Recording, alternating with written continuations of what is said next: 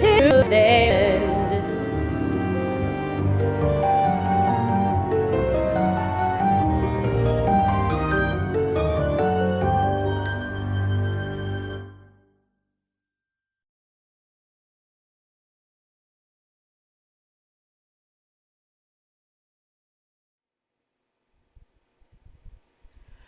Good evening, everyone, and welcome back to another Tales of Adventure. This week, I am very excited and proud to welcome a friend here, GM Paul, who runs his own stream over at die6games. Hello and welcome. Tell us a little bit about yourself and about the character you've brought to share with us tonight.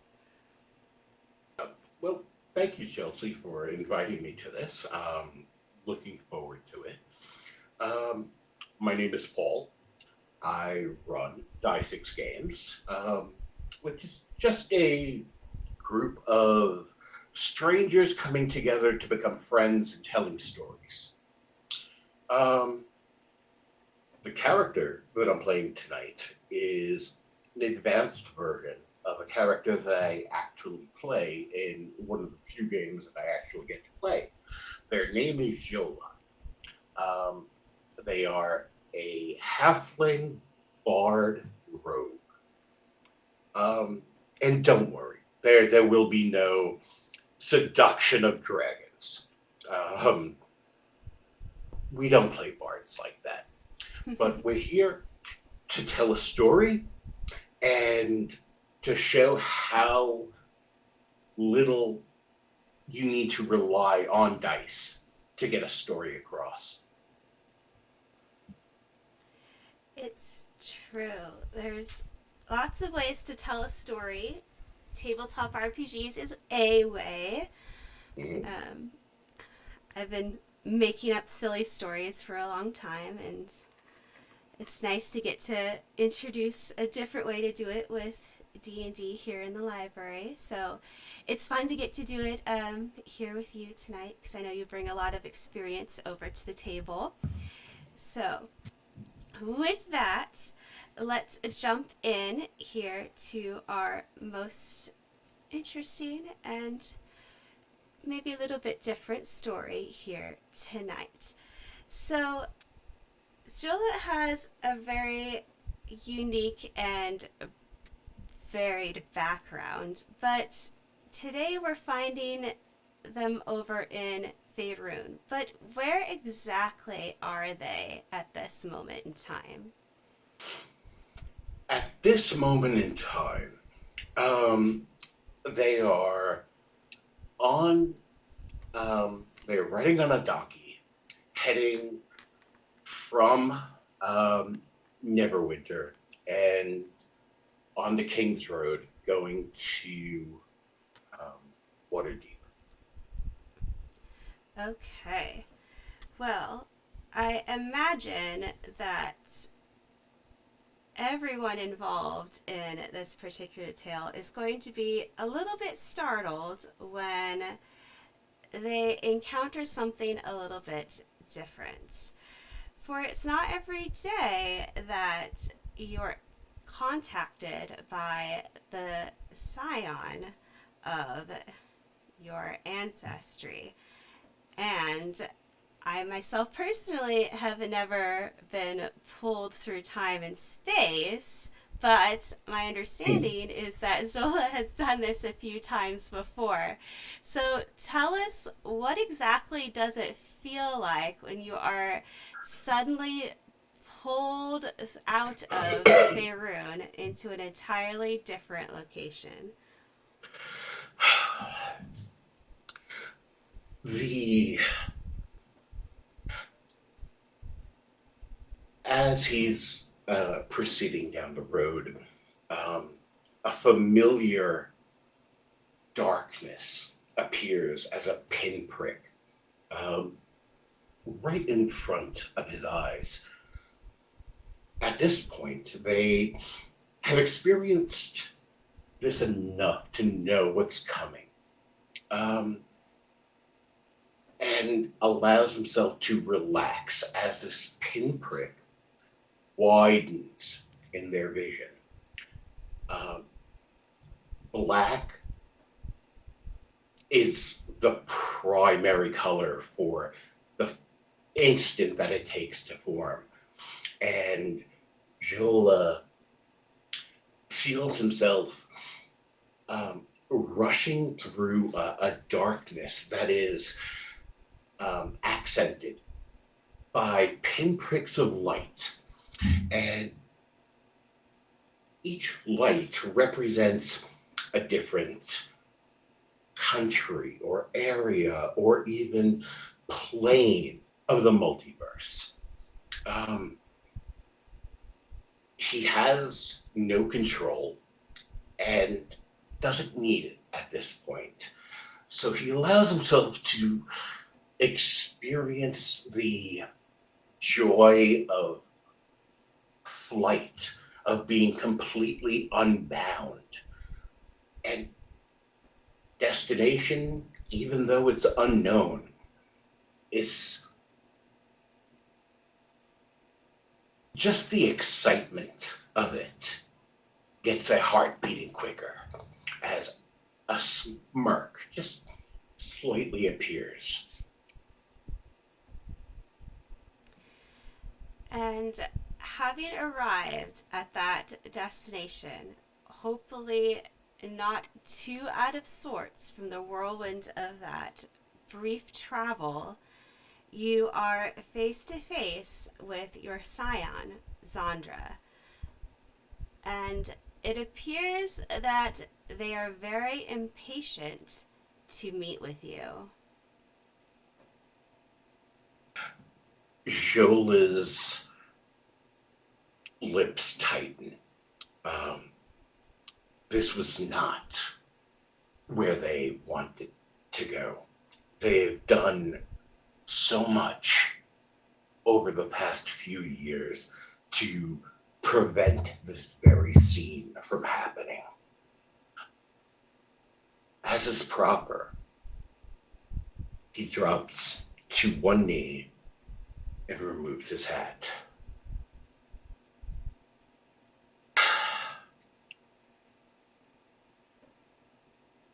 And at your command, Master. I have an important task for you. Complete it well, and perhaps there is something that you have been seeking after at the very end of this mission. But this is very, very important, and you must complete it with the utmost discretion. Are you up to such a task? Yes, my lord. I might need to rearrange some things here or there, but no. If you any task you set forth, I will succeed or perish. See that you do succeed, that is. For this is the last and most crucial item required for this great success that I've been working for these many, many years. This crystal that I am seeking, you will need to find it in a plane that you've never been to before.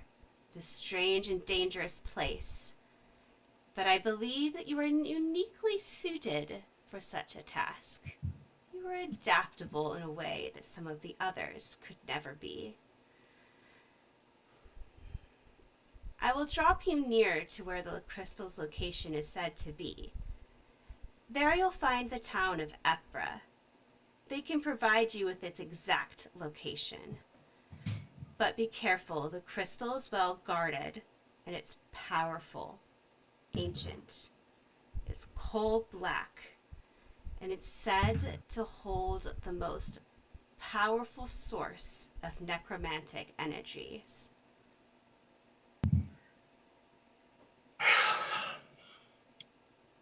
Understood, sire. Will these townsfolk be willing to part with that information willingly? Or is this something that I just need to um, work out on my own? Oh, I believe anyone will part with things willingly enough if someone such as yourself applies the right pressures. I understand, my lord. It shall be done. Good. And with a snap of their fingers, you are pulled once again through space and time, but you are not back on that donkey riding towards Neverwinter. Instead, you are on a vast icy tundra plain, and there you find yourself facing a vast white valley covered in snow, and in the distance, a small village made of shiplap wood. What do you do next?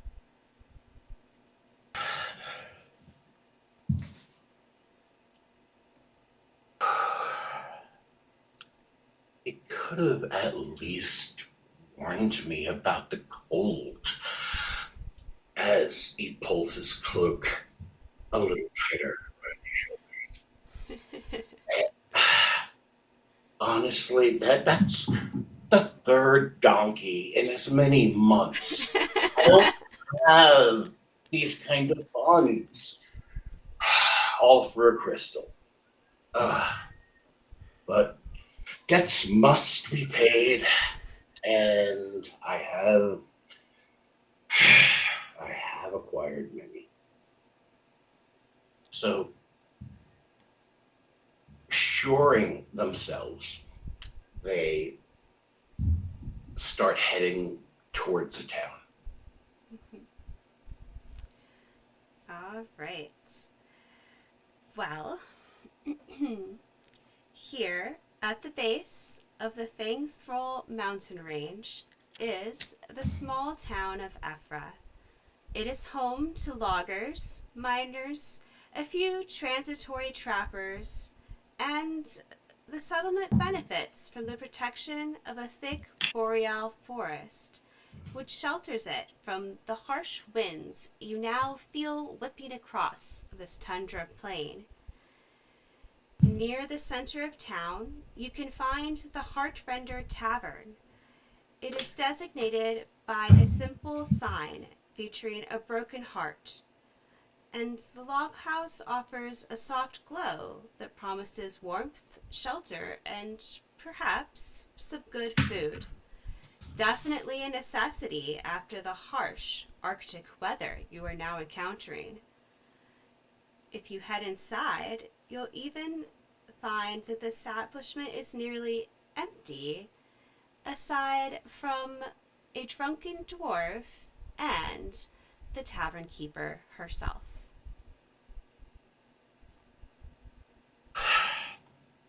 Stepping inside the tavern, shaking the snow and the ice um, from her hat and her cloak,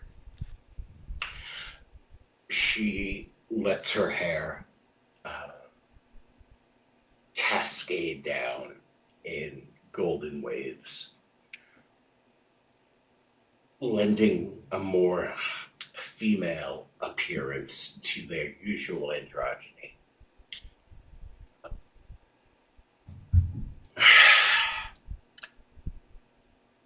Barkeep, uh, I would like to ask about a room, possibly a nice warm bowl of brown. Uh,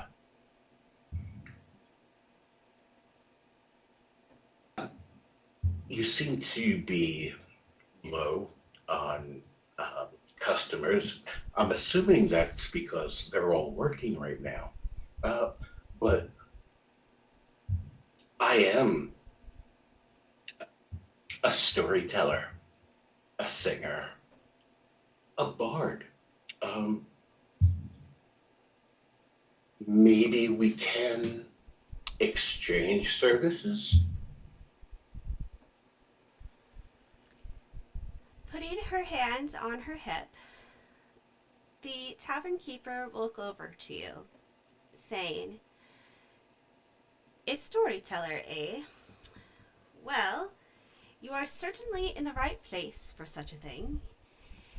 You see, here in Ephra, we tell stories every winter to pass the polar nights. Well, unluckily for you, those nights are long past, and everyone has gone up to the Fang's Thrall to try to, find their fortunes, as it were. Not much left here except for old Ivan. Not sure he's up for a story, as it were. But you're more than welcome to entertain me if you'd like. I'm always up for a tale or two. Can't say I have much of a singing voice, but I'll certainly listen." Well, willing ears are all that I need. It is my pleasure to make your acquaintance, milady. My name is Xiola Proudfoot. And I hail from a long ways away, as I'm sure that you can tell. Might I have something to warm myself, to loosen up the vocal cords, so to speak? And then we could tell each other stories. I have a story that you might be especially interested in. And I would love to hear. Xiola brings around his four-string lyre, and plays a very soft melody, casting suggestion.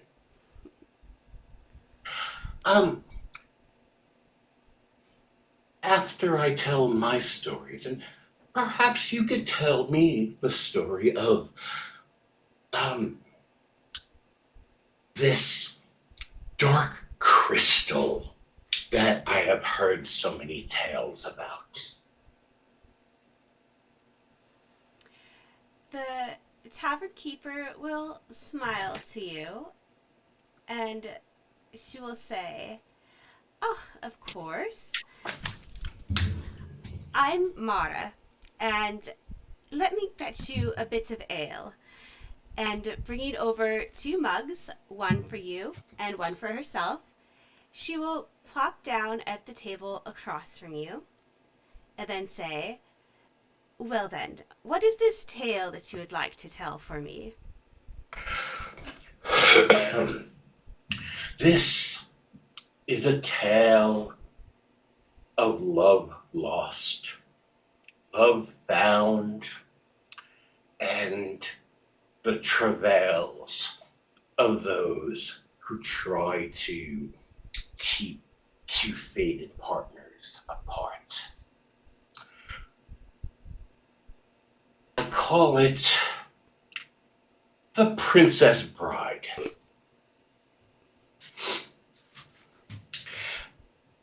And Xiola begins to tell the tale that we are all familiar with.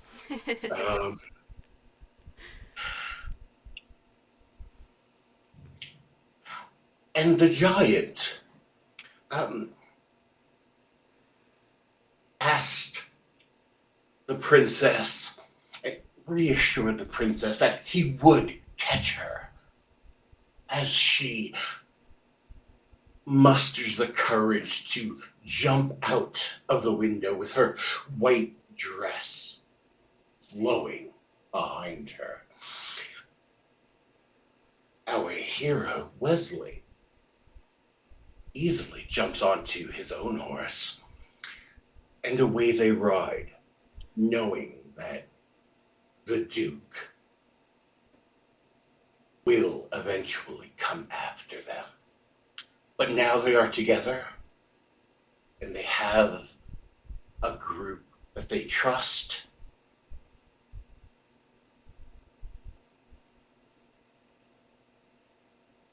But will they live happily ever after? That's not an ending that many people get. And sadly, this story ends without an ending because the lovers who were fated are finally together, and together they can conquer all.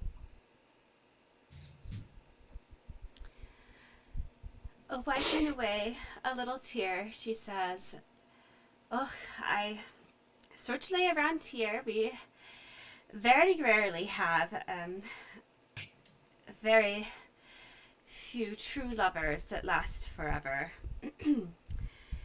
Quite a bit of tragedy in our past. But fair is fair, story for a story.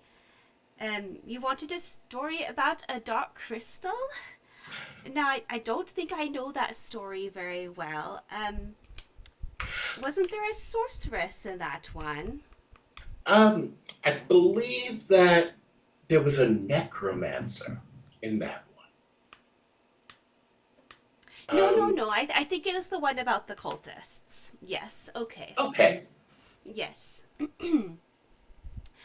Um, Now, I don't remember there actually being a crystal, but the thing about the necromancer reminded me that, well, back in the time of Severine, we used to have all these little pockets of cultists pop up because, well, they had it in their heads that if they summoned things appropriately, they could actually summon the gods back. Obviously, you can't summon a god, that's just silly, but you could possibly summon a demon or summon the dead, and that's what reminded me about the necromancer. So there were these cultists called the Iskolda, and they were actually up in the thanks thrall. I don't know why the mountains didn't just eat them already, because it eats just about everything else. That's why they're called that. But well, they used to dress in these long pale robes with raven feathers and skulls, and they would said to be able to command the ice and snow itself. Now, I don't know if they actually worked with necromancers or not, but they summoned something up there in the mountains. And, well, it sort of destroyed the mines. And we don't talk about it because it gets Ivan very upset, okay? So, we're just not going to say that when he wakes up. Anyways, yes. So, but a few years ago, actually, there was another of one of your kind that came through here, and he went up to the mountains, and all of the sort of monstery stuff kind of stopped for a while. Well, the Fangstroll still eats things, of course. You can't really stop a whole mountain range. That'd be silly. Of But course. the the ice and the snow stuff kind of stopped. I don't really know why, because he didn't come back. Oh, well, let's hope that they did what they needed to do and were able to leave um, without stopping back at the town. I love tales of magic and mystery. They always seem to be the the focal point, where everything of life just surrounds them. At the same way that this forest surrounds the village, um, magic is all around us. Oh, But yes, that's definitely true here. Chaos magic is everywhere. oh, Yes, you don't want to mess with that stuff. So, especially up in the mountains near the old mines, there's a big pocket of chaos energy there. If you stir it up too much, weird stuff happens. yes, I used to work with a sorcerer who did specialize for some reason in chaos magic. Um, they called it magic of the wild or something, and I believe it's the same thing. Um, I never understood why someone would delve deeply into a magical tradition that can harm them as well as their enemies. Um, any magic that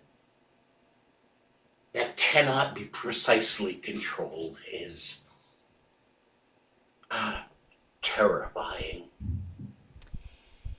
Yes. Well, So hmm. you said these one of my kind. Did you mean a bard or a halfling?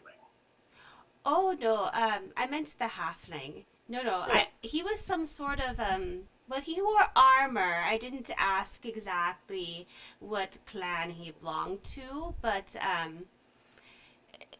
if I had to guess, it was some sort of a knight or something like that. that might have been Brother Theophilus. Um, he was a knight of renown in our village. It went off to. He did mention that he was going off to take care of some business in a mine. Um, wouldn't that be a very interesting coincidence? Um,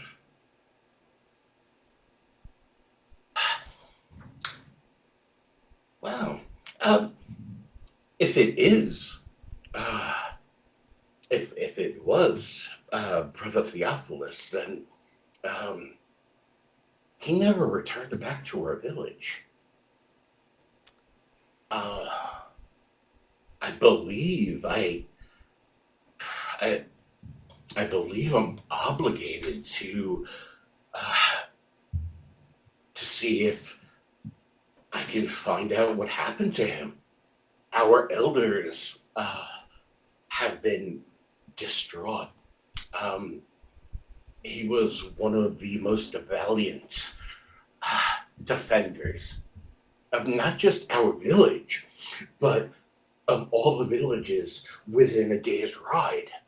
Um, I would hate to be the bearer of bad news, but either way, yes, I think that I do need to find him, um, even if it's, and I say this with a heavy heart and a leaden tongue, but even if it's only uh, his remains, um, they should be they should be interred properly.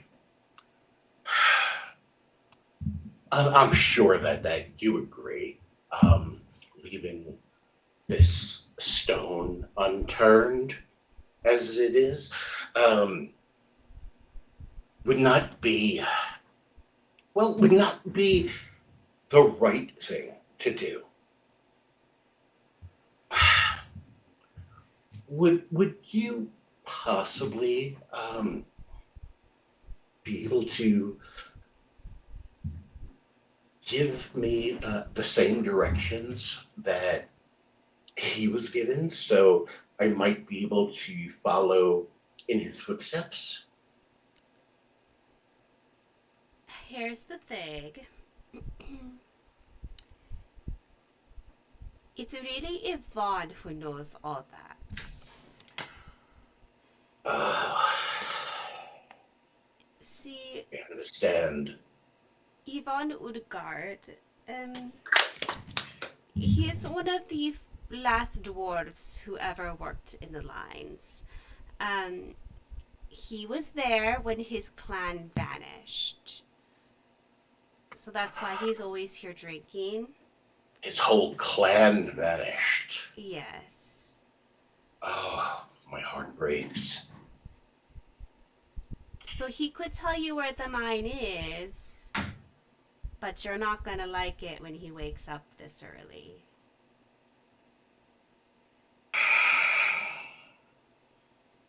Understood. I, knowing what I now know, I need to tempt the fates and um, speak to the good dwarf Uthgard. Um,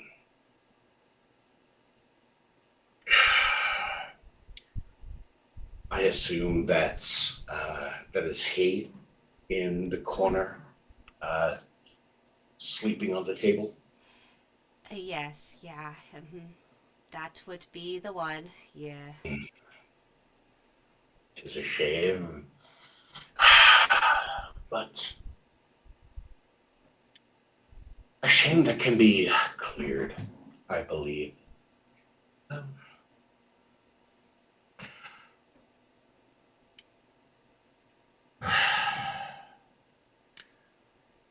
so I know what not to mention to him.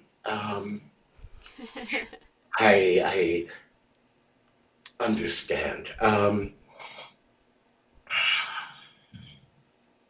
But waking him up um, without bringing him a pint would just be all forms of rude. May I please? And Xiola places a piece of silver on the table. Um, may I please have a pint of whatever he usually does drink? Of course. And she brings you over a pint of mead to bring to the dwarf. Excuse me. Um, Xiola, um,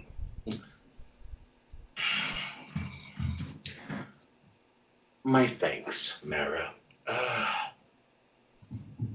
Let me see if I can um, awaken him gently with a song.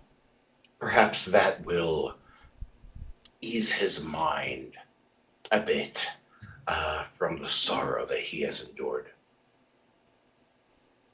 So, worst that can happen. I wind up with a pint of mead poured over my head and a dwarven fist to my nose. Trust me, that's not the first time. It wouldn't be the first time for either. Um, but I do appreciate your guidance. Let me uh, let's see if music does soothe the savage breast. And Jola takes the mead, um, goes to uh, Uthgard's table, places it down, and without sitting at his table, um, they sit close enough uh, for clear speech, but not close enough for a reflexive punch. So maybe a table away. Um, as they start playing a um, a rousing dwarven battle song that starts slowly and ramps up over time, as battles tend to do.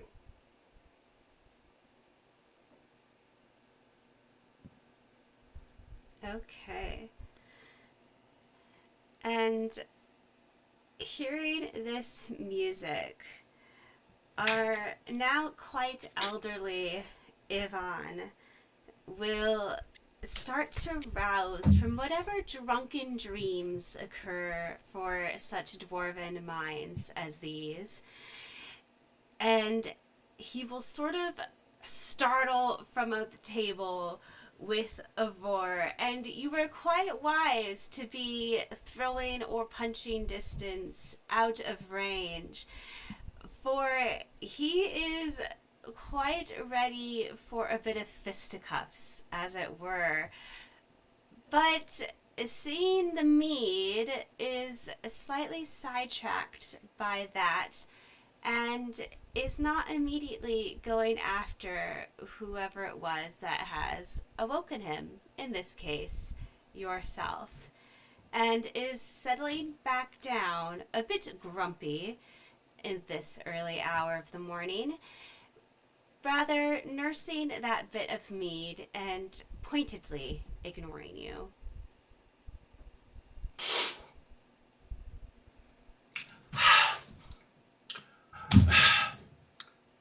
Sir Uthgard, um, I was given your name by Fair Mara. Um,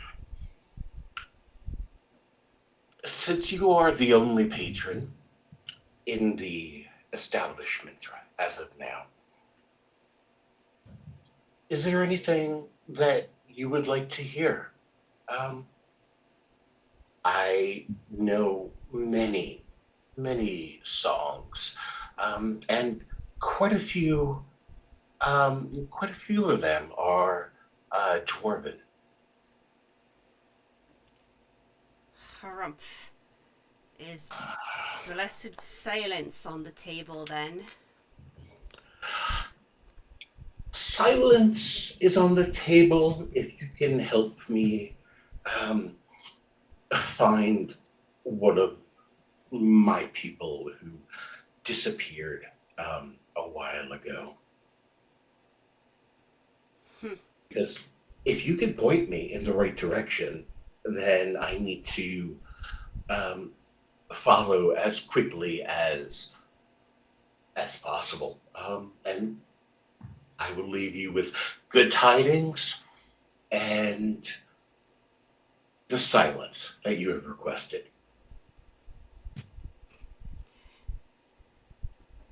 Do you remember um, an armored halfling who came through? Um, oh, it's been a while now. His name was Brother Theophilus, and he went to. Um,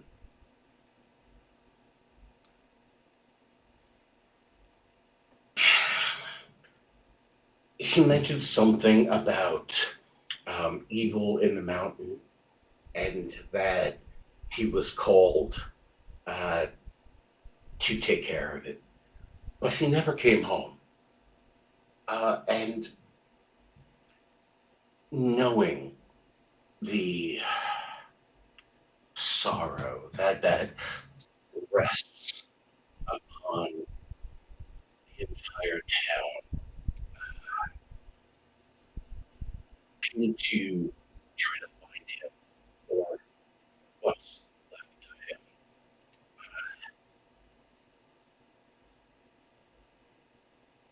Would you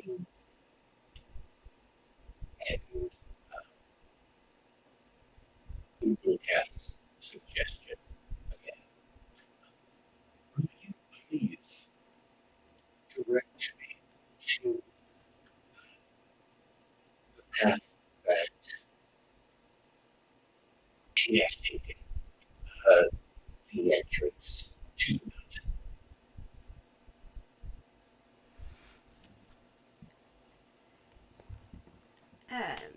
Yes. And I think maybe your audio cable got a little loose. So just, I think just double check that one.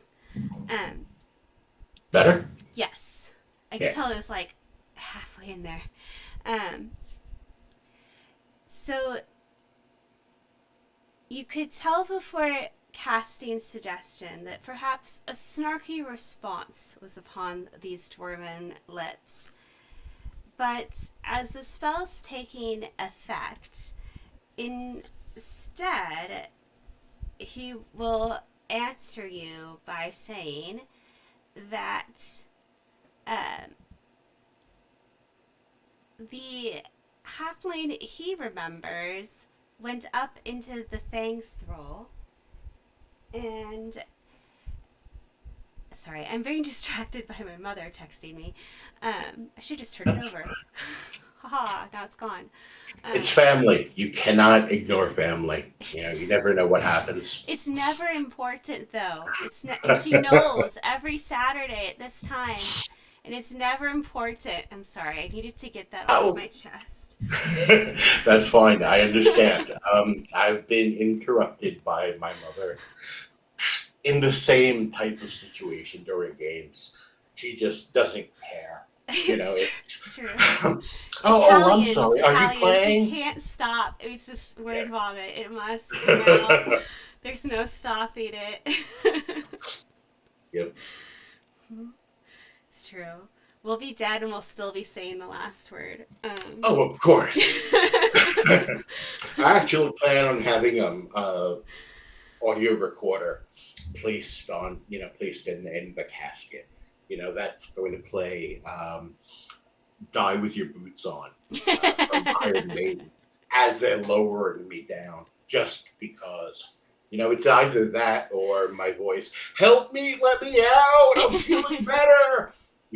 But Nice. Alright. Um, well, Yvonne will share that the halfling he recalls did head up into the Fang's Thrall Mountains. He does not recall that halfling returning, but he does remember that they did seem very determined to defeat some sort of evil up there into the hills. But they didn't seem all that prepared for the region. They didn't bring cloaks or furs, and they didn't seem all that familiar with the territory. Not like that other halfling, anyways. that other halfling. He nods. Mara probably don't remember. She weren't here that day. Her boy were sick. But was a paladin couple year back. Happened to also be a halfling. It's like they just get dropped on our doorstep. But he wants to know me story. Then he goes up into the trapper hole. But the mountains don't eat this one. No, he's too smart. And well, he do go into the old temple. And the story goes that he did vindicate whatever it was that took me crew. That well, he put their souls to rest. Yes. Sure did like that paladin. Don't know about you lot, though.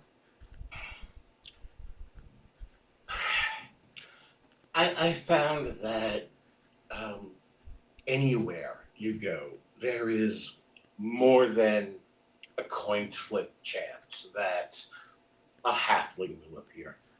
Um, we just we're drawn to certain things, and we have wandering feet, as some may say. So, um, but two halflings going into the hills, one the fighter and one the paladin. Um,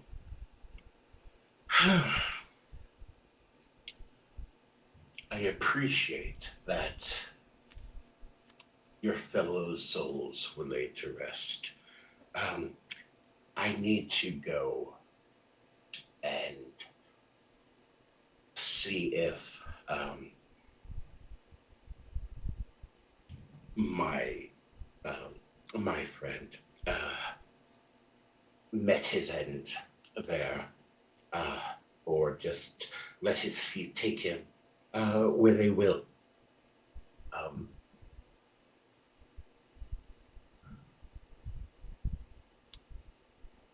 you do have a well. First, this temple that the paladin uh, went to. It's inside the mountain. Oh, I see. The mines I used to work. They they once were a temple to the gods, and well, the dwarves clans they took over at the time of severing, when the gods didn't walk the earth anymore.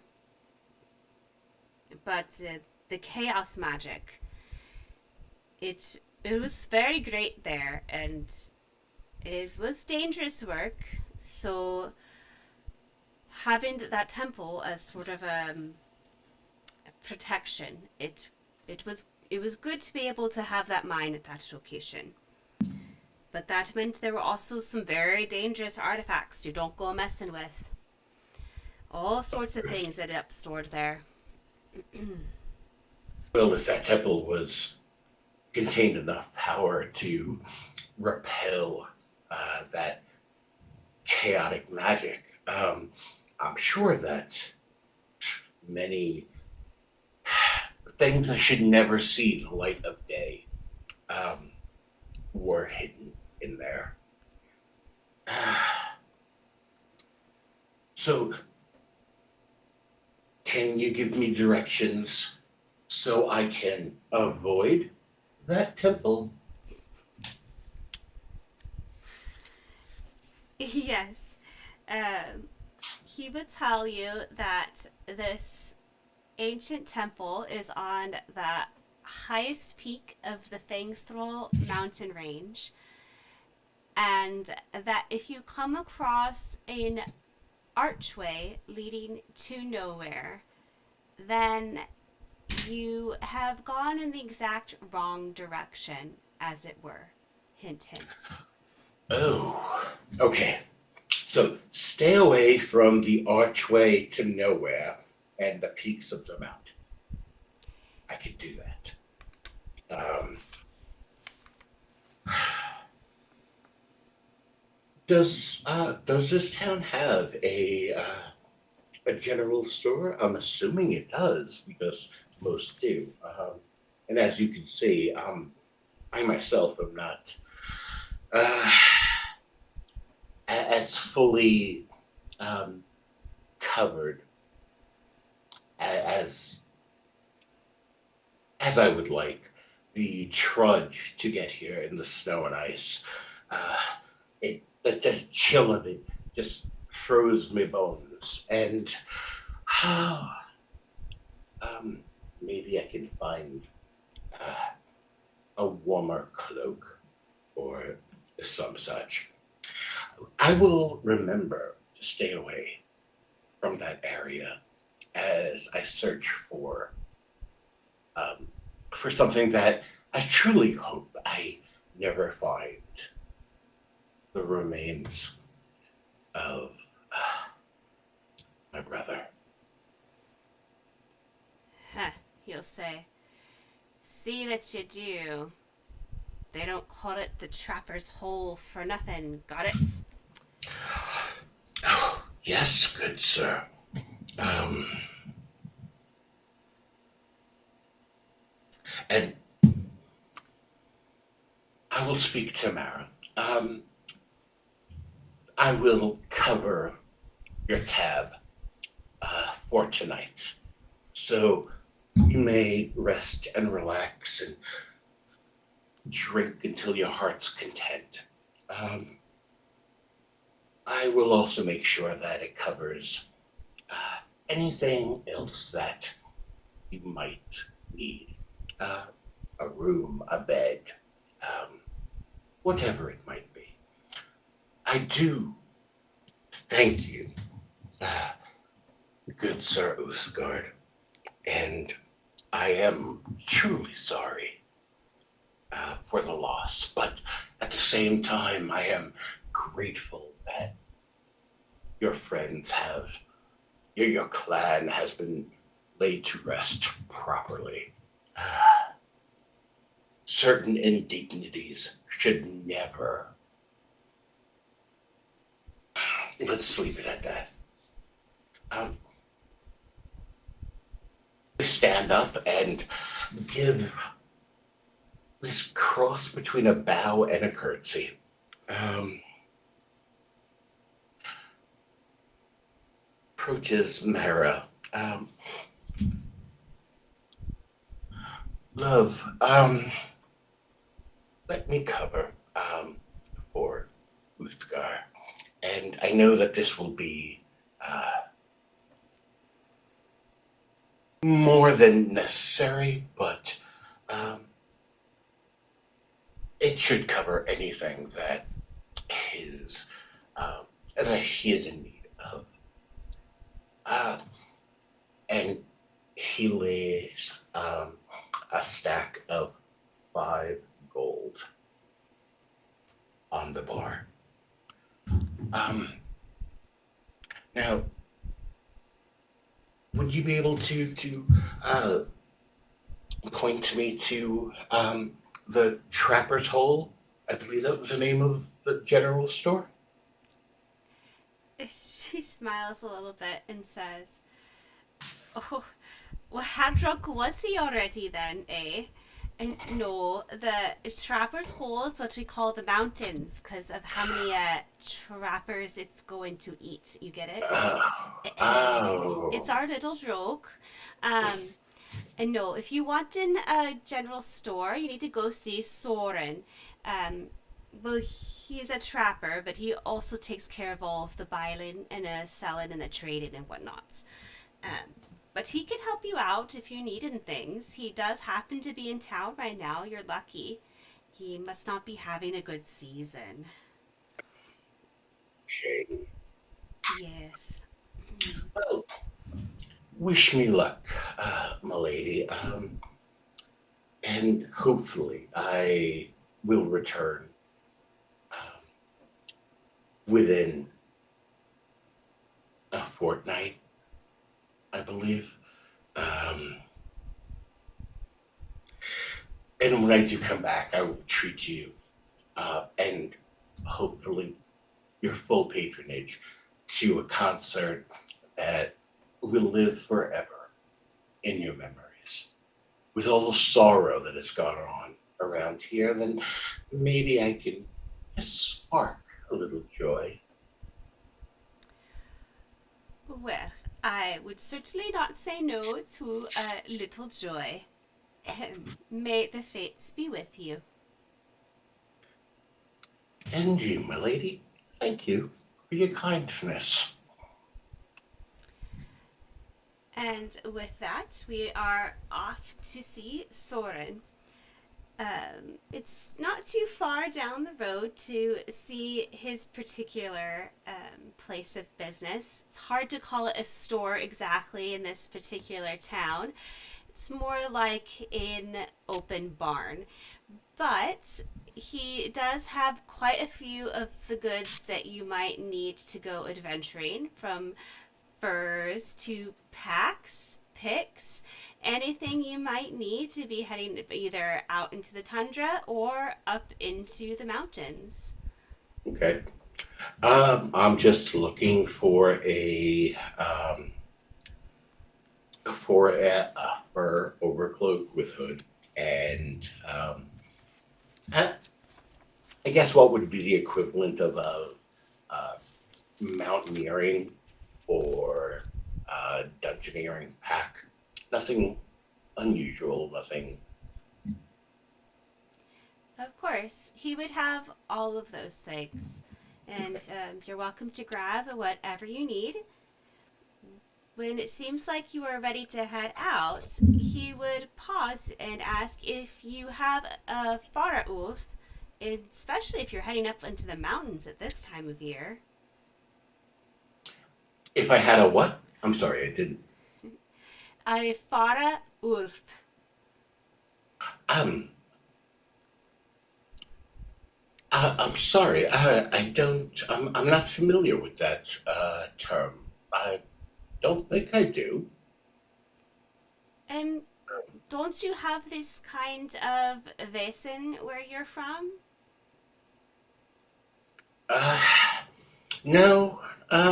Not really. I don't usually travel uh, north as much. I tend to stay more to the cities. Uh, it's easier to find work, well, paying work in a city than it is in um, the outlying regions or the people who do live in the north. It feels like I'd be um, robbing them if uh, I charged for a performance there. So occasionally I do, um, but it's been a long time, and in fact, it's been so long that I really I don't know what I should have. I've never actually trekked through the mountains before, and I need to, I need to at this point. So, whatever help you're willing to grant, whether it's knowledge that I obviously do not possess, um, or equipment that I don't understand um, your particular term for, um, be more than happy to gild your hand. Hmm.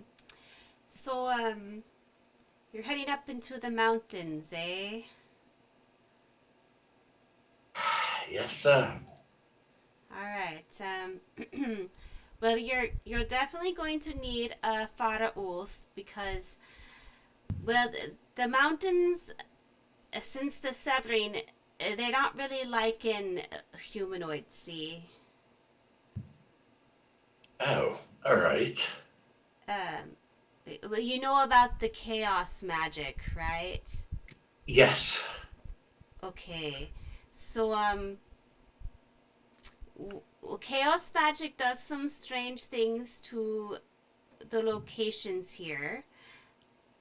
So the mountains here are kind of eating things. Yes, that's been mentioned. Right. You are aware we mean that literally, right? Uh, no, actually, I thought it was a euphemism No, not a for, metaphor. We mean it literally.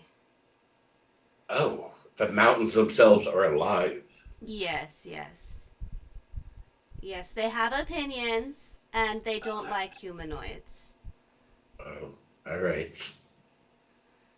So, You're definitely going to need a fodder wolf to help disguise your scent. Okay. The furs And help, but it's not perfect. fine. And do you happen to um, have any of this fodder for sale? Yes. So he'll take you to the back of the barn, and you'll see something that you weren't quite expecting. Three very large Arctic wolves. In fact, they're about the size of small horses.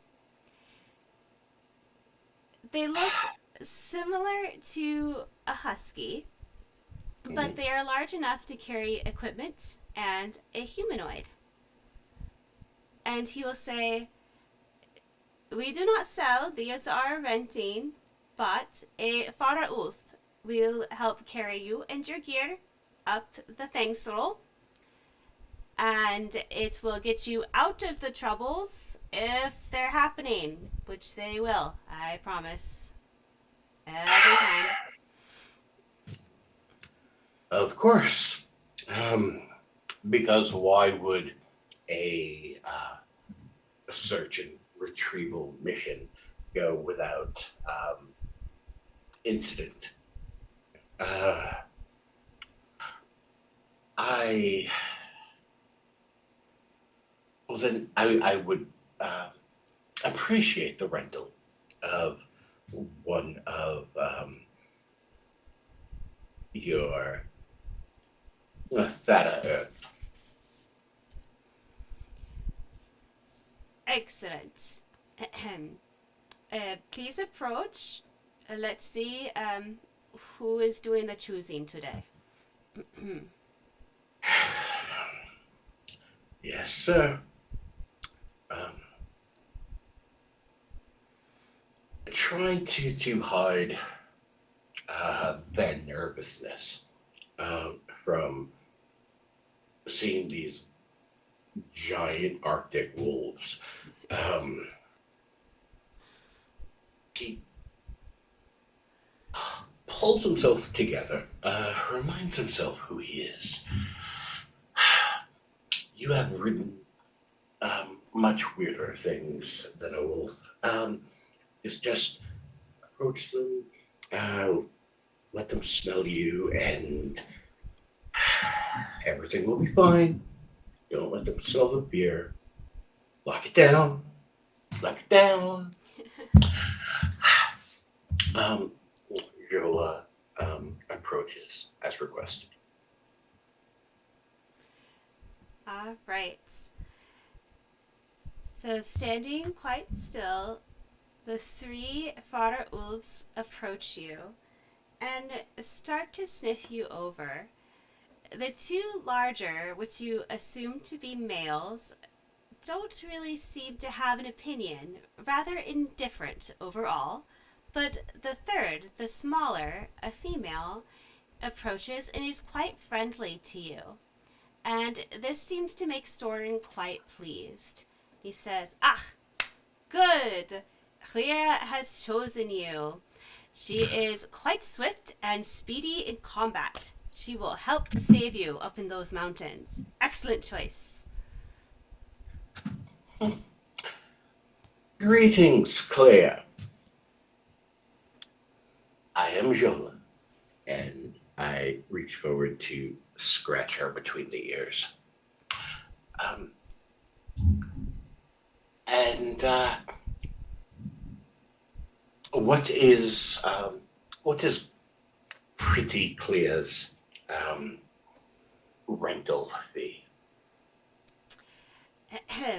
um, 5 gold to make it there and back alive. Um, well, 3 to start. If only she comes back, you don't owe me the other 2.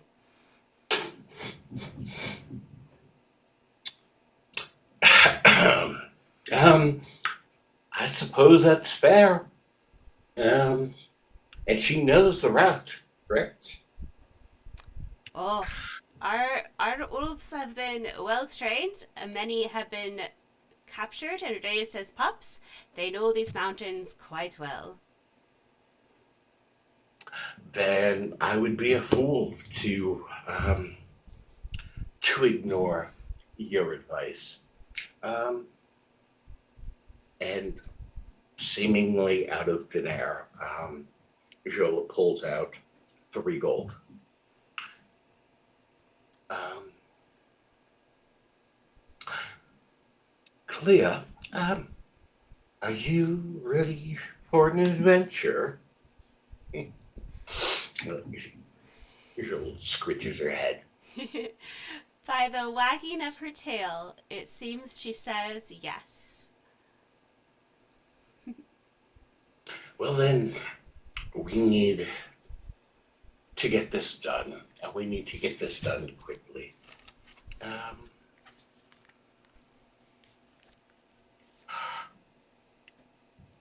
I am in your hands, Clea, um, as Xiola uh, finds some sort of box or stool or something to get up upon her back. Um,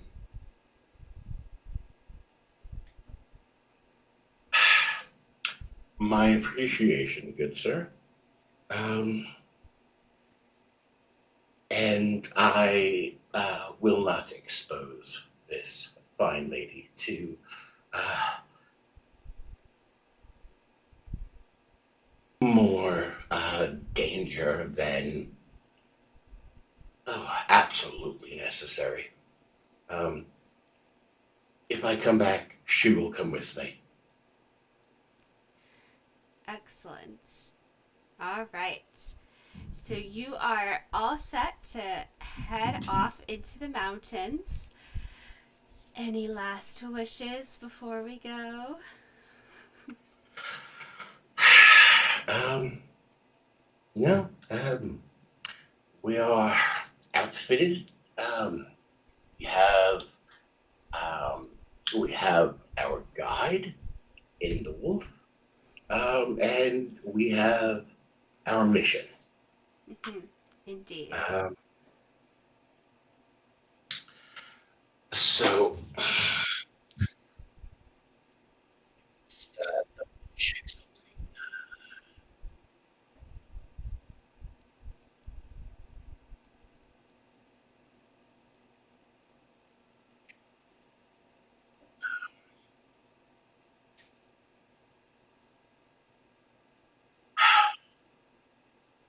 to the mines, it is, my girl.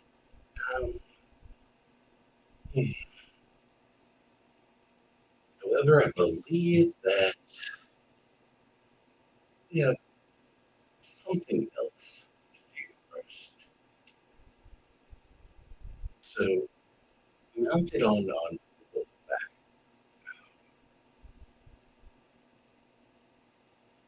we start to head out.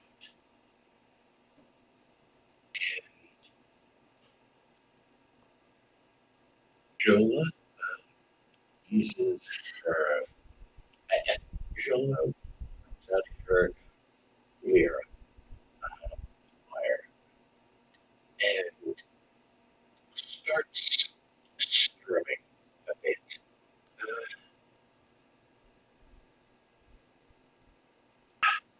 Don't worry, girl. Um, this will be a benefit for both of us, I believe. And spends 2 charges to cast fly after we're out of the town on Clea and himself, heading towards the archway at the top of the mountain in the quickest line that we Okay. Double check your mic connector one more time for me. can. Okay. Better? Yes. Okay. Distance. Okay. It just likes to be a little wiggly. Okay. So I know that we're casting a spell. Sorry. Yes. Xiola pulled out their lyre Mm-hmm. and cast a spell embedded in it, flying, Okay. using two charges for one for Clea and one for them to head directly towards the archway that would lead to the temple, as the dwarf said, because that is where we really need to go. Okay. Remind me, how long does the spell fly last for? I believe it's 10 minutes. Yes. Okay. And it's a speed of 60 feet. Okay. So we will get partway up the mountains. Because this is quite a journey for us. Okay. But we will not get all the way up there. Because these are like Everest peaks. Okay. So we're not going to get quite all the way up, but we'll get most of the way there. We will at Okay. least not have to spend the night out into the mountains, which is a good thing. If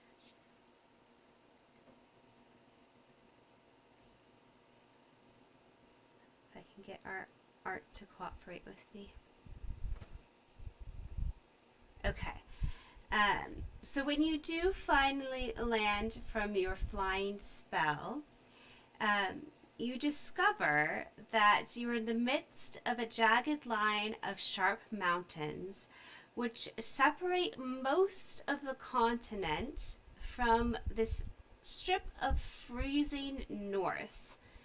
Now, the banks rolls, rocks, and gullies are covered in a thick blanket of snow or ice for basically the entirety of the year. The same forests, which offer rich trapping and logging opportunities, can easily lure unwary travelers to their doom. And given what we've learned about chaos magic, it's no surprise that this region has earned the nickname the Trapper's Hole. As you enter the shelter of the last bits of the tree line, the sting from Arctic winds abates, but the howls you thought you heard as you were flying do not. The moaning wind is replaced by a more ominous and animalistic cry instead. Uh, uh, Reaching down and getting close to Clea's ear. I know you hear that, girl. So be careful. I will protect you. Um,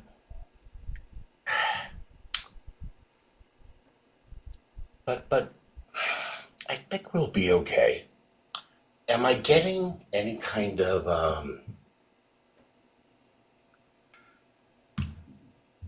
feeling from the wolf as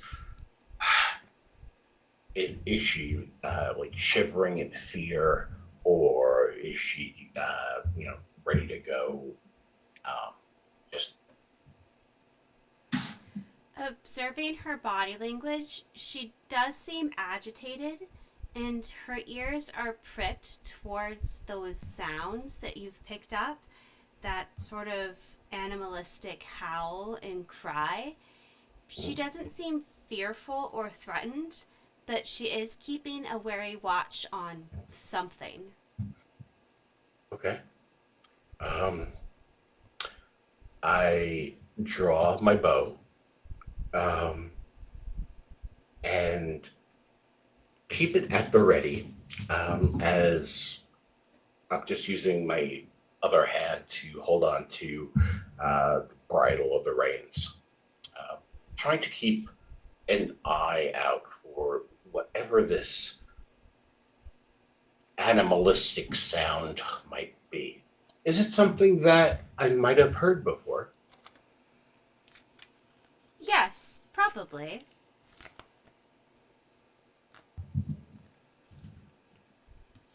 Okay. Um, so, what am I thinking that I'm expecting?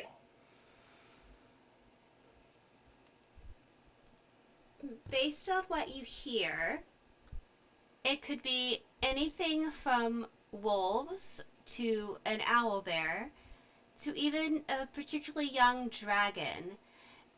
You don't have enough information to really narrow things down. It's not a dragon, okay? I'm just saying the sounds are broad I enough. understand. Okay. Giving you examples of things that are in the mountains. There just happen to be a lot of dragons in the mountains. Hey, it's their territory. It is, yes. There's a whole campaign about it. Um, but no, there's no dragons in these mountains. The mountains would have eaten them by now. Just the way it is. Um, but these particular howls and the way that the snow keeps kind of being brushed up in unique flurries, it's reminding you of a particular kind of elemental creature that you've encountered in the past. Okay. Um,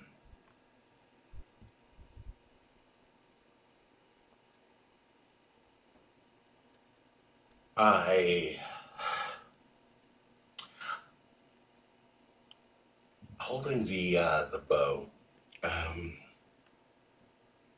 the eyes um,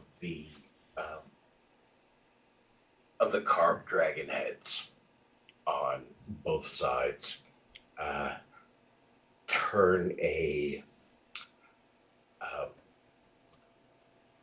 an intense flaming red. Um,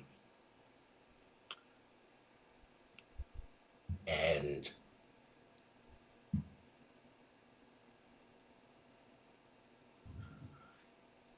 Xiola starts to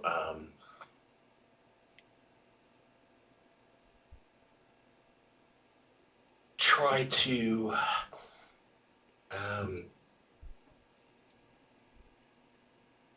be aware of their surroundings, so as not to be ambushed. Um,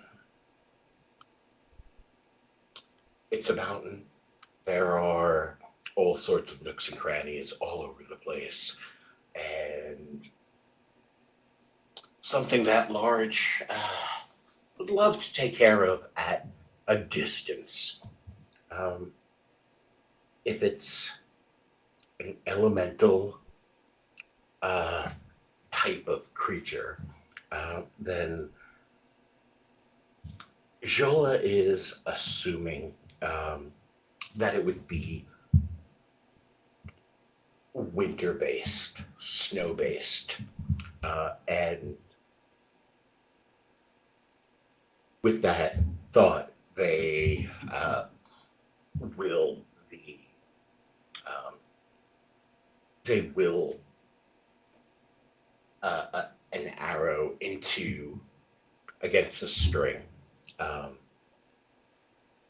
that shines with the light of a um, bonfire. Okay. Um, as that is lit, the howls seem to suddenly diminish, but you're still seeing little bits of flurries here and there until suddenly the area is swarmed by a thick cluster of fog, obscuring your view.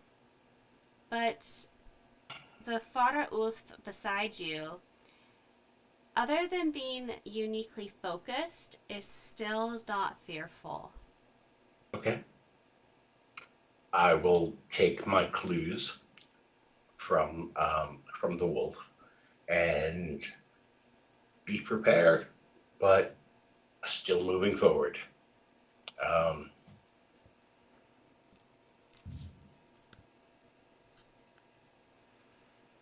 Okay.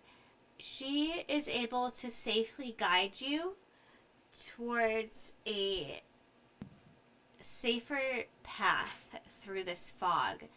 And after a while, for you it must seem like hours, but it's probably not quite that long. You start to feel stones, a pathway leading up through the mountains crunch beneath your feet. And then the fog starts to thin out, and you realize it had a set radius. It wasn't natural fog. Someone or something cast that upon a specific area.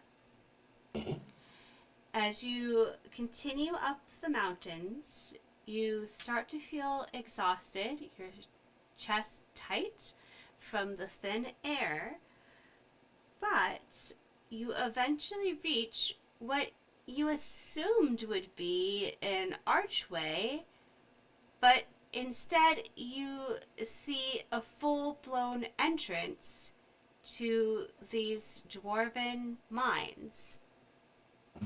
Not what you expected to find at all. Interesting. It's very interesting how people tend to embellish certain facts in a tale.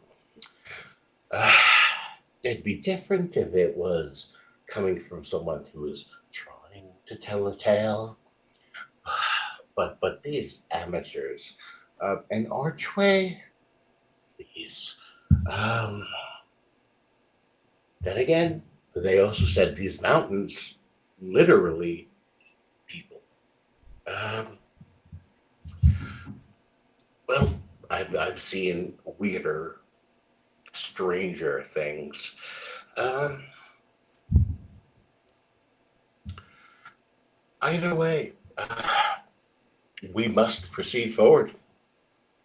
Um, does um, does Clea appear apprehensive as we approach the entranceway? Yes, her body is very still. Her ears pinpricked forward and laser focused upon the entrance. You can feel her muscles beneath that thick fur very tense. Although she's not necessarily fearful, you can tell that she is not comfortable in this area. She does not like these mines at all. All right. Tell you what, girl. Um, you stay here. Uh, please let no one come behind me. Um, enjoy the rest and enjoy your meal of whatever comes. Um, I prefer you coming in with me, but I understand your apprehensiveness, and force. I will not force you to come in. She'll dismounts. Um, and uh, takes a like a ham hock out of out of one of their smaller pouches, um, and leaves it on the ground. Um, I'm going in. You're welcome to come with me, but you don't need to. Give it a little scritch and and kiss her on the snout. Uh, you've gotten me this far, and I think I need to do the rest on my own. But I would appreciate the company. And Xiola starts to walk to the entrance, letting Clea make her own choices if she's going to come or if she's going to stay and with me. She will choose to stay at the entrance, much like their natural um, family companions. Father Ulfs don't really do underground, so Right. she's not really keen on mines. Um, but if she senses that you are in danger, she will come and attempt to assist you. That's all anyone can ask for. It's fair enough, true. But walking up the steps to this mine and temple entrance, you see that the pillars holding up this rather ornately carved stone entryway were once intricately carved and decorated with runes, and you sense a faint and continually fading aura of magic about them. But whatever it was that they once did no longer seems to be active here. Now, as you draw closer, you realize that rubble seems to be crowding the entranceway to the stone passage deep into the mountains. And as the passage disappears into the darkness, you get this sense of decay and abandonment about the whole temple and mine structure. Okay.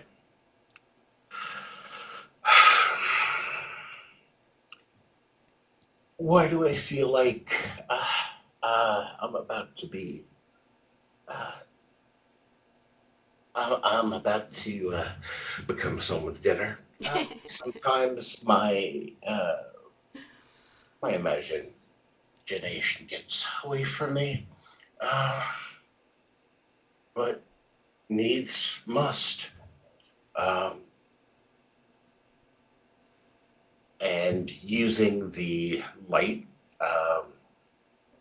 from the arrow, which is not much, um,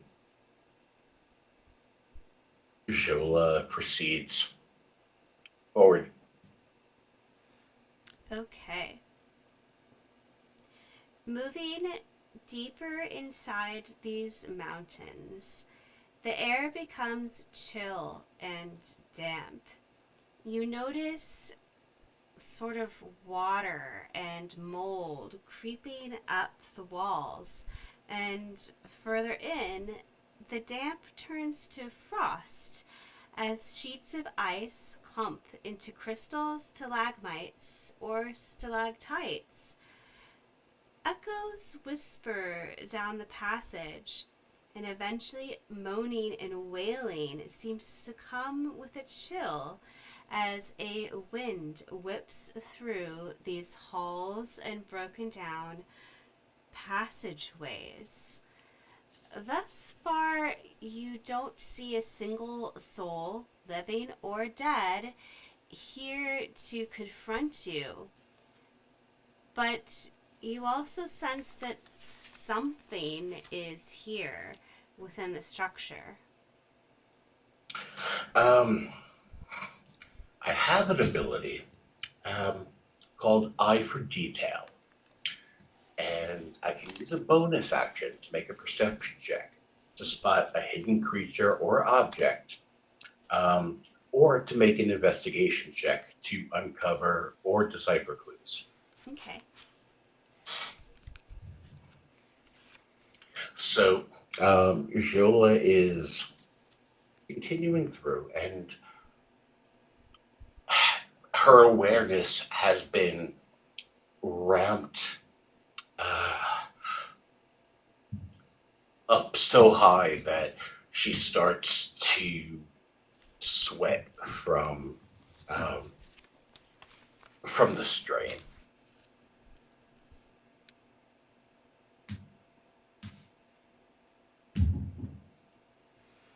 Okay. Well, as you are working through these passages, checking so carefully for any minute detail, your efforts are not in vain. You are uncovering several traps that seem to have been left untriggered by whomever passed this way before. These include what you presume to be poison darts, although you daren't stay to find out, as well as a trick pit trap and a falling net. But you also notice footprints. They do appear to be halfling sized and made by someone in armor that have been left amongst the dust, debris, and other detritus here amongst the ruins. And they're leading deeper down into the passageways, sort of towards the source of whatever strange air of magic has been left behind here by the miners long ago.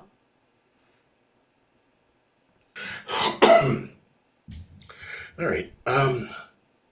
As I recognize and pass each trap, um, I just make a note of it. Quick little mark near it. So if I need to um, run out screaming, I'll have at least a little heads up first. Um, Just a but squeeze. all right. Uh, no, he went to the temple, um, cleared the mine. Uh, let's follow he who has walked before us, um, and start to follow um, the armored footprints. Okay. And navigating these mines does ultimately prove to be rather dangerous work, and it feels like it's taking you hours to reach the very center of this mining operation where the temple to the gods once stood. Throughout the journey, you find evidence of the former workers and their craftsmanship, as well as various engravings left to honor the gods long ago. But none of these deities seem particularly familiar to you. These are not Shantea or the gods of Faerun, and certainly none of the ones you would have known in Everon. These are much different beings, humanoid, but none that you recognize. Entering a final massive chamber, you face what appears to be a natural cavern converted into some sort of ceremonial space, but it's undergone some sort of recent destruction. although at the far end you do see an altar now caked in thick layers of ice, the rest of the room has been rather destroyed. Crumbled stones are now scattered around intricate pillars that used to support a ceiling that's collapsed down onto the floor. You see scattered icicles all around you, and thick blue veins of ice are crawling up from the floor to match those that are falling down from the ceiling. Here, the air freezes your breath, taking away any awe that might have been felt at this sanctuary. And you do suddenly feel a strong power of arcane magic here as well. Um, where does the magic seem to be emanating from? The altar on the far side of the room. Of course. And with, uh,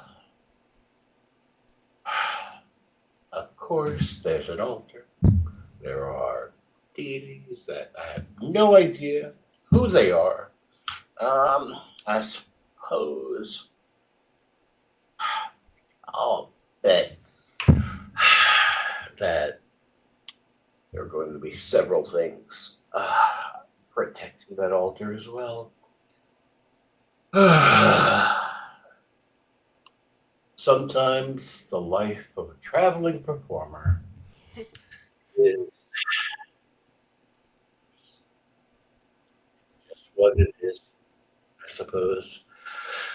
But if I don't go, I know so much worse will be waiting for me. So, stepping softly while scanning for traps, I will um, approach the altar. Okay. There do not appear to be any traps here, but you are noticing that due to the thick layers of ice, the floor is extremely slippery. In fact, it counts as difficult terrain. Half movement speed. Mhm. Um,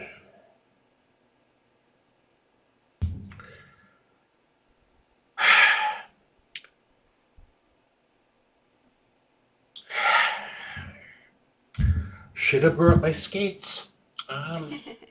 It's yeah. Well, uh, you know what to do. Just take it slowly and keep pushing forward. Just keep swimming. Just keep swimming.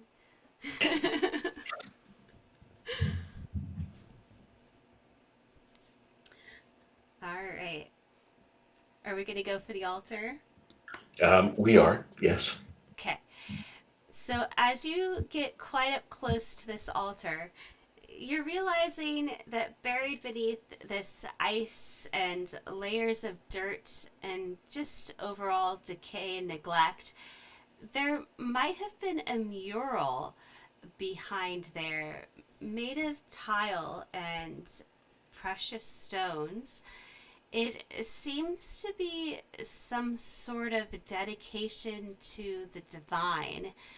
Um, Perhaps some sort of illustration meant to show the coming of the gods once upon a time. But it's quite damaged and rather difficult to make out the original illustration. The feel of magic is quite strong here, and with a cursory glance, you can see that perhaps those rumors about cultists, well, they might not have been rumors because certainly there are artifacts that suggest that someone was summoning here. Scattered papers, animal bones, a few remnants of candles have all been left upon this altar, and you still feel that powerful call of magic. It's just not immediately apparent where it's coming from. Okay. Um,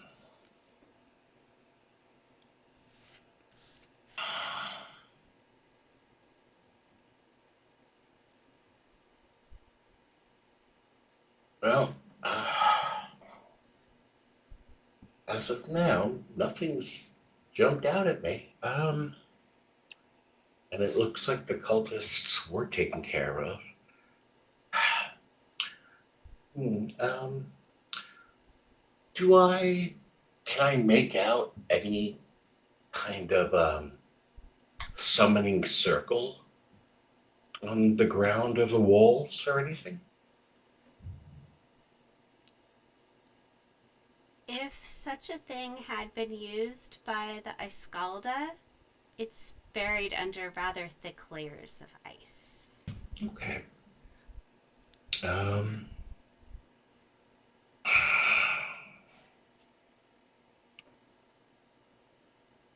if I focus, um,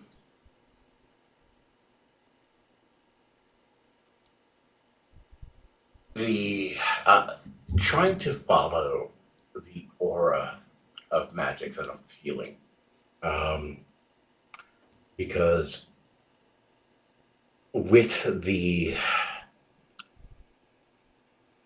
knowledge that um, there is wild magic in here, and the smell of rot and the smell of decay, um,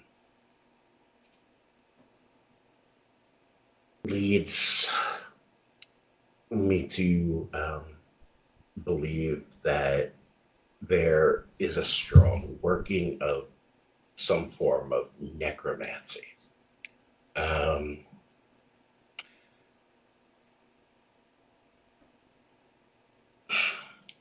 I hate necromancers. Um, they, they should stay dead. That's why they die. Uh, eh, I see. I try to focus in on where the strongest emanation of this um, magic is coming from. Okay. Um, Roll Arcana for me, please.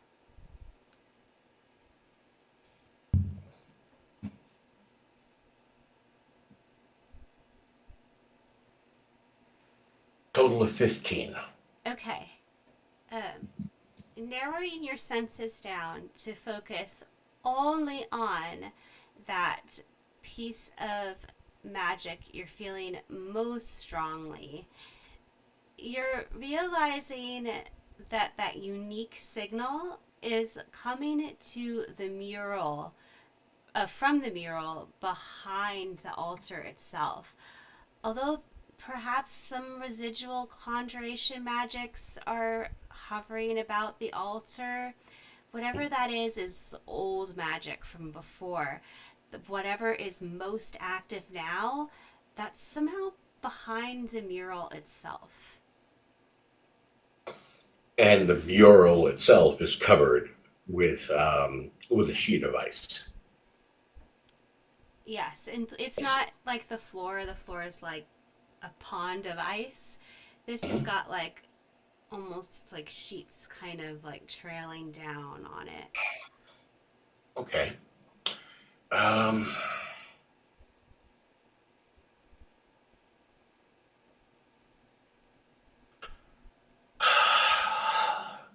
can't let something like this.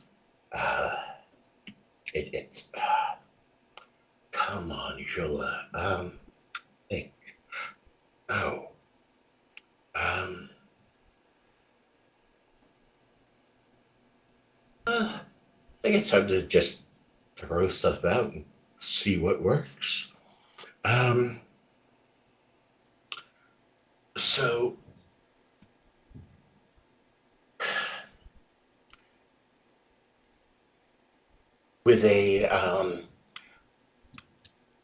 with a whispered poem about um, dance halls on fire uh, that stretches back eons. Um, Xiola will cast Wall of Fire against that wall and let it encircle let it encircle them as well. Okay.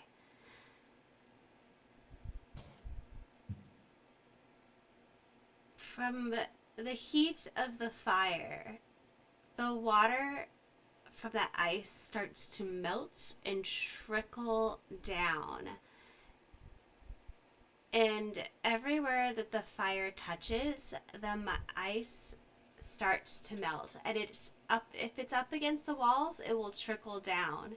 But as soon as that fire leaves that area, it instantly freezes again. Ah.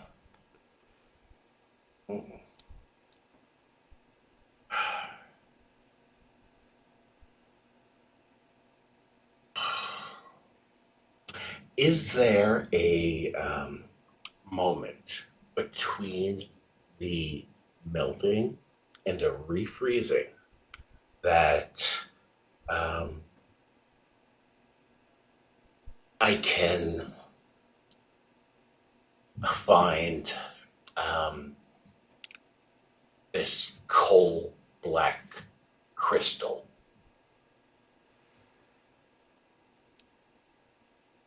Yes. Okay. As that fire was melting the water, the ice, you thought you caught a glimpse of an opening in the mural with something securely stored inside of it.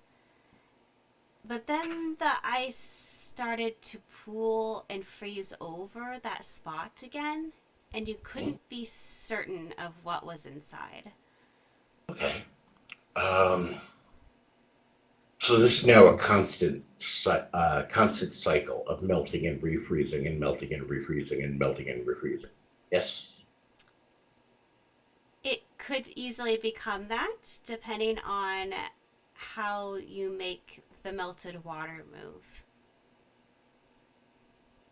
Um, don't have any way to actually control water.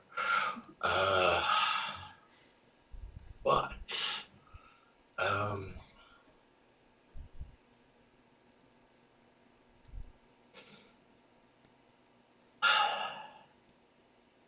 um, hmm,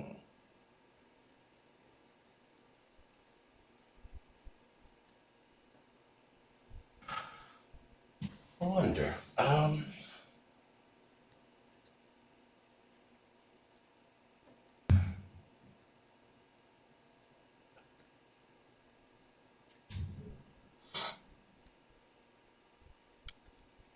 Keeping the wall up and allowing it to um, actually touch the wall, and even if I have to condense um, the wall to a tighter area um, to make it uh, 10 feet wide, um, I'm going to see if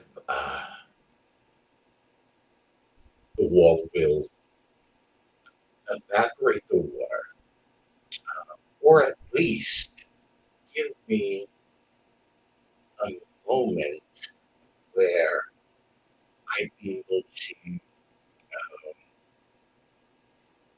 dive through the flame into that alcove. Okay. You choose. Which would you rather do? Evaporate the water or dive through the flames? Um, I'd rather evaporate the water, I was going to say. but diving through the flames is, on the table. It does sound cool. All right. Um, so let's see. So for evaporating the water, we'll just make believe that our wall has an AC and we'll roll it up like an attack roll. Okay.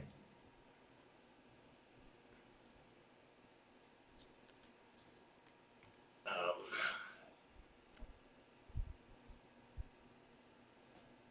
so, what kind of attack would it be? Okay. Um, it's a dex saving throw if you caught in it.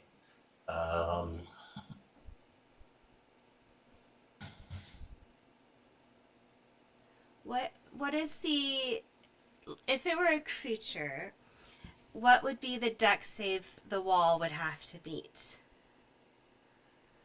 Um, or beat? it would have to meet or beat 16. Okay.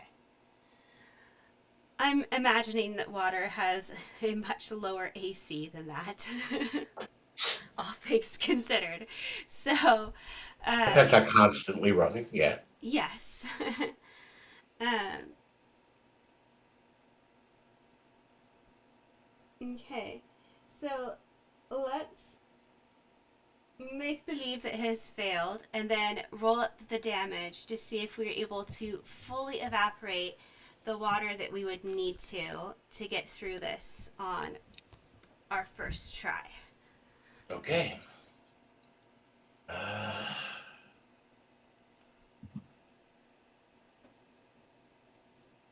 a total of 19 points of damage. Okay, so I'm going to treat that like feat and say that we have gotten through the area that we needed to get to that one particular spot. Okay. So as that wall of flame clears, you see that in a very small corner of the mural, there appears to be have been a loose tile, perhaps a trick tile, because it has also crumbled away with the wall of flames. And now there is a very small little alcove with a box inside, a metal container of some sort that is definitely emanating that magic that you sensed earlier. Okay. Um,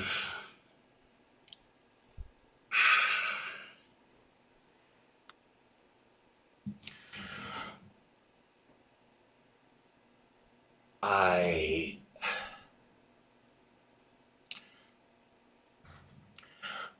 I reach into my chest and pull out a uh, glowing bluish wisp. Um, as uh, I start um, whispering um, a chant used by sailors to time their motions, and that wisp turns into a humanoid figure, invisible servant. Okay. Um,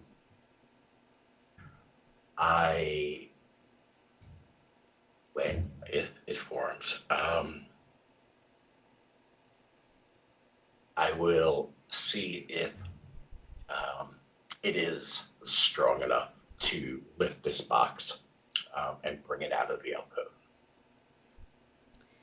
Yes, when the time comes, it would be able to lift the box. It's maybe a foot long at the maximum, not even long enough to really be called a banker's box. Perhaps 5 inches square at the ends, and you see, it's the sort of thing that one might store ornate dagger in, or some other sort of item. Certainly the appropriate size for a crystal if that's what is stored here.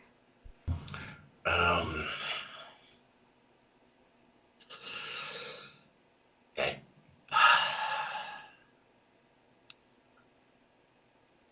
I need to verify what's in the box um, before I put it in the container that my master gave me. So, um, setting it down on top of the altar now, because the altar is covered in ice, um, I attempt. Um, I attempt to search it for traps, looking it around without touching it too much. Um, Searching the corners, the lock hole, the keyhole, and the box itself. Okay. Um, you did immediately catch that it is, of course, locked. The key is nowhere in sight, but it could have been lost generations ago, given the age of this metal box. As you continue to search, you're noticing a unique type of trap you haven't possibly encountered before. It reminds you of a needle trap, but it looks Right? like it's rigged for gas. Huh. All right. Um,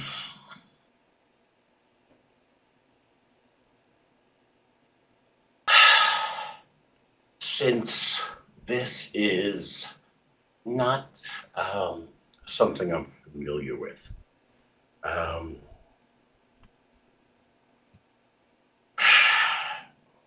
and any kind of gas trap is dangerous. Um, I'm going to let the wall of fire fall. Um, this way, it's not using up my concentration. And put up a dome of silence around me as I cast knock on the box. Okay. And it does open, and inside you find a rather largest egg-sized black crystal. Inside the stone in its heart is a faintish glow that just sort of gives you the feels. Yeah, definitely necromancy. Yeah. Oh, And you realize, though you can see the crystal clearly, it's sort of wrapped in this old vellum parchment. Almost like someone's giving you the clue you shouldn't be touching this thing with your bare hands. um, I have my invisible servant close the box and place the entire thing in the container that my master gave me. Okay. Do you put the parchment in there as well? I will the entire box fit inside there? Yes. I just close the box and put the entire box back inside. I Okay. don't have any reason to touch it. I don't have any reason to go near it. I verified what it was. And yeah, this is not the place for me to be right now. Old dead gods, dead paladins, cultists, summoning circles. No, no. I'm a performer. I owed a favor just because I have certain skills that might be useful to liberate some items. Yeah, I'll let my I'll consider this the job done and let my master have the whole thing. Oh. I'm sure they can handle it. Mm-hmm. Mm-hmm. Uh, Okay. This will no be day. fine. Yes, yeah, no, here we go. Um, Not a dimensional portal that I'm putting into another dimensional portal. So yeah, no, I'll be fine. This is Speaking of dimensional portals, good. as soon as that box was closed, almost as if your scion knew that your mission was completed, you are sucked back through space and time to face your fate once again. That bastard. Um, Sorry. no, it's nothing for you to be sorry about. Um, it's my master that's a bastard. He could have portaled me right here. You didn't have to have me go through all that rigmarole, walking through the ice and snow. Um, Builds character. Trust me, I've got plenty of character. I would say too much, but um, this Creates I plot. believe.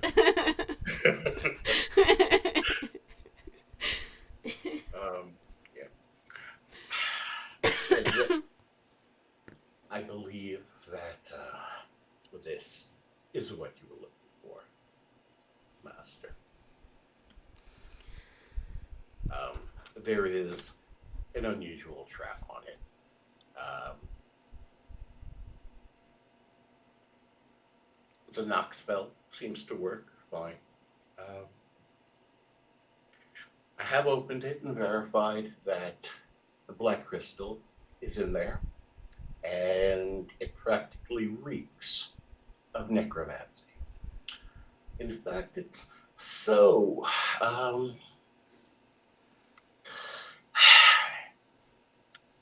I want to say deadly, but that seems redundant, considering that it's what necromancy that you sent me after.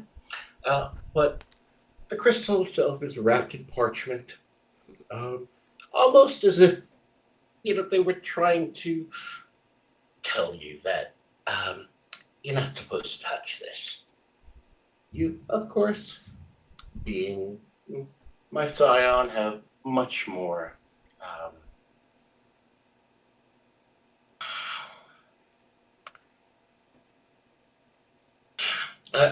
are much more suitable to handle whatever may be inside. Um, so I do hope that this is what you were looking for, and there were. I still have a niggling concern because there were cultists in a weird temple dedicated to a pantheon that I have no knowledge of. And from the accoutrements on the altar, they were apparently sacrificing, or, well, trying to create a portal. To where? What? I don't know. I couldn't see. Was not visible. But I must uh, offer you a word of caution. Even though your power so greatly outshines mine, that there might be something attached to this crystal that was conjured. I saw nothing to um, lead me to believe that there was any form of um, escape by any extraplanar creature. Um,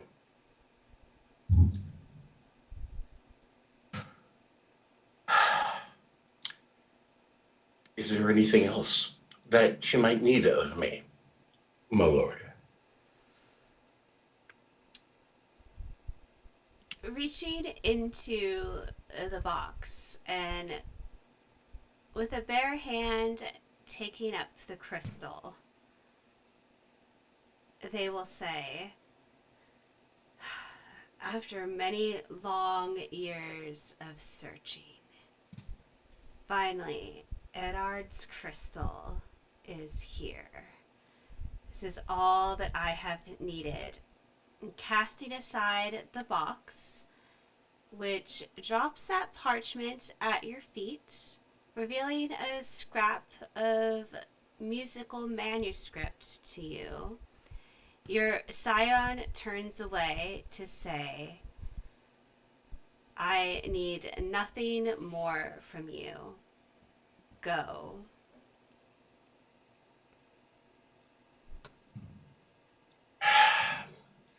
Um, as you wish. I am ready to be sent back home. And with a snap of their fingers, that is exactly what happens. Xiola finds himself back on on his mule, walking the same road as if no time has passed at all. Um, Leans over, buddy. Um, I think we just royally screwed up.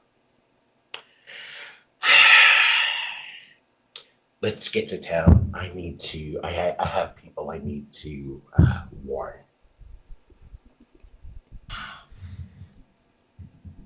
And we head down the road.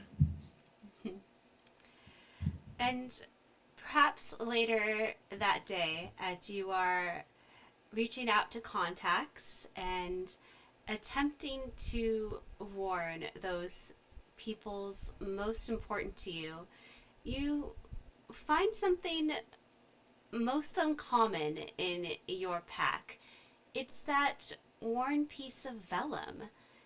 But when you touch the manuscript, that musical composition starts to fade. The notes swirl on the page. The ink seems to even bleed onto your fingers, twirling up your arm until eventually the ink has vanished. And you realize you've learned an ancient composition once thought forgotten. You even think you have perhaps a piece of magic reawakening somewhere deep inside of you.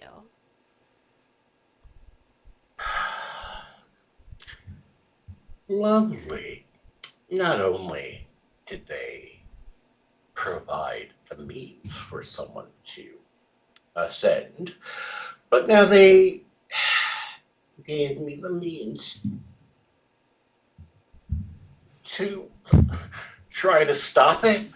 Uh, I just wanted to play. I just want to play music. I want to get it back into a kitchen.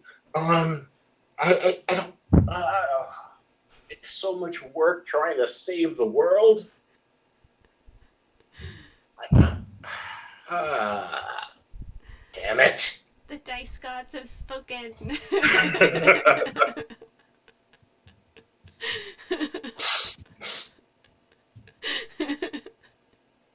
Wow.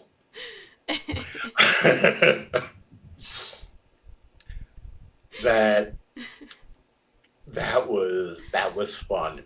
And as you folks could see, we told an entire story and only had to roll the dice 3 times. Uh-huh. Um,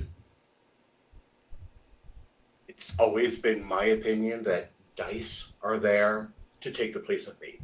When there's a chance of a mishap, that's when the dice come out.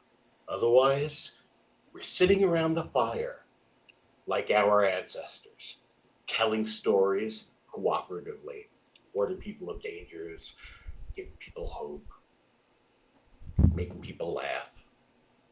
That's why I DM. Indeed. Thank you for letting me join you this week. Thank you for joining. And just to leave you with a little bit of torture, because I like to. We didn't get to really play with it because we chose to just hand it over to our scion and possibly end the world as we know it. Yep. But the crystal does things. So Edard's crystal vortex, because I had to give it an ominous name. Yeah. I had to. It meets, Edward's tentacles. So, Yes. Okay. So it's filled with necrotic energy, and it gives the bearer the ability to create a stream of vortex of chaos energy. Yeah. The stone's power is activated when affixed to a weapon and a command word is spoken while in the speaker's possession. When found, the crystal is considered fully charged. It is originally wielded by Eddard the Undying, and it is said the battlefield display from the tyrant's halberd was terrifying to behold, felling entire swaths of warriors and unleashing havoc on any in his path. So it causes a vortex stream, and it can be used on a recharge of 5 to 6. As an action, you speak a command word, activating a vortex of necrotic energy, which lasts for up to 1 minute. The beam is 10 feet wide and 60 feet in length, streaming out from the crystal in a sustained beam of chaos magic. Oh. Each creature within range must make a DC 25 Constitution saving throw, taking 8d10 necrotic damage on a failed save or half as much on a success. Damn! Yep. Legendary weapon. Once activated, you automatically deal 5d4 damage to all affected creatures within that range on each of your turns. The effect ends if a target moves out of the range or if it has total cover. And once activated, you cannot use your concentration to cast other spells, and if dealt damage before the effect ends, you must roll as if to maintain concentration. Oh, that's nasty. So Faerun's in a lot of trouble, but Erda's fine now. At least I don't have the sort of Damocles hanging over my head. Now it's just hanging over the entire world. I'll take some comfort in the fact that I'm not the only one who's screwed at this point. Should we tell them that there's hope? We have to. That's It's true. the only thing that we do. It's We have to cruel spread not some hope to. and you know try to convince other people to take on this. So I can just go back to my baking. It's but yeah, Proof that I'm not entirely evil. Just mostly evil. that's okay. Look, lawful evil it can always work with. You know. It's true. I can be um, negotiated with. That's all I can say. uh, I'm um, glad I didn't have Xiola actually touch that crystal. Oh, but I'm mad because that would have been an amazing scene in and of itself. Um, I was ready for a showdown. I don't doubt it. Hold on. Yeah. So, the new spell we got to learn may one day lead to the end of all things between the two of them. Is the Call of the Ancients, and it can only be learned by a bard, which is why Xiola was able to learn it tonight. And the verbal component of this spell is written in musical notation on that Mhm. piece of vellum. And normally it would take 8 hours to learn this spell, but magical shenanigans were happening, so we learned it instantaneously. Um, Now it but knows that there's danger in the world, so someone has to learn it. So yes, yeah. chaos magic intervened. But to use it, you would tap into the memory of an ancient song. You recite a phrase of a complex composition woven by the long forgotten pantheon's magic. And you would concentrate on one divine deity and choose from several different effects. And it does a whole bunch of different things, from damage to helping your allies, Okay. depending on what you want it to do. Now, we are not quite at ninth level casting yet, but Xiola can cast it once per day as part of the effect of the spell itself. So, Okay. yay. Awesome. Mm-hmm. Very much so. Yeah, I, it's a I fun spell. appreciate all of the work that you put into this, Chelsea. Well, Uh, thank you. I have fun breaking things. well, that's our job, you It's know. true. We break things to give people something to do, Mm-hmm. and hopefully, um, we've managed to convince someone, that maybe this is something they want to try. It doesn't matter if it's D&D or Shadowrun or Pathfinder or any of the other hundreds of different role-playing games. There's something for everyone out there. It's just, it's just telling a story together. So enjoy it. Um, I I definitely enjoyed my time this evening. Um,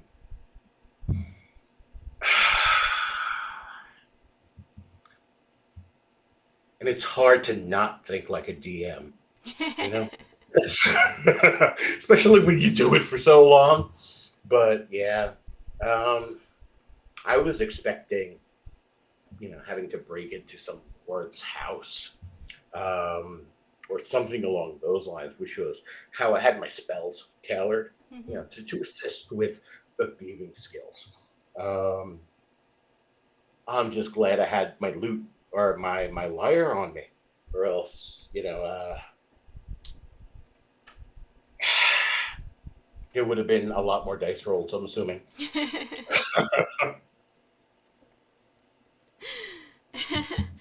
Well, just be glad we didn't activate the traps.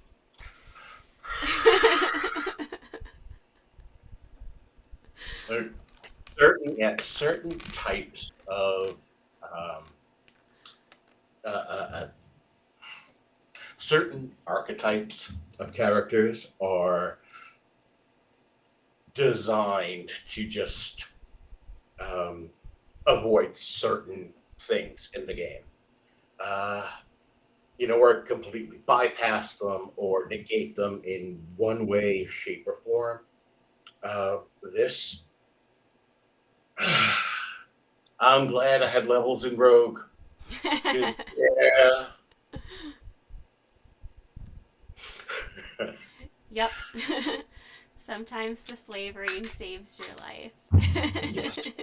And when you take, the lesser known archetypes, like with my Rogue, I'm an inquisitive. It reduces, I don't get as much in the way of sneaking and breaking into things, and but I can read people and I can read terrain and I can, and that along with the powers of the bard, I thought it was a really nice mix. Um, and the DM that is running the game where I'm playing this character will now know where Xiola is headed in a few levels, because the actual character I think is only fifth level.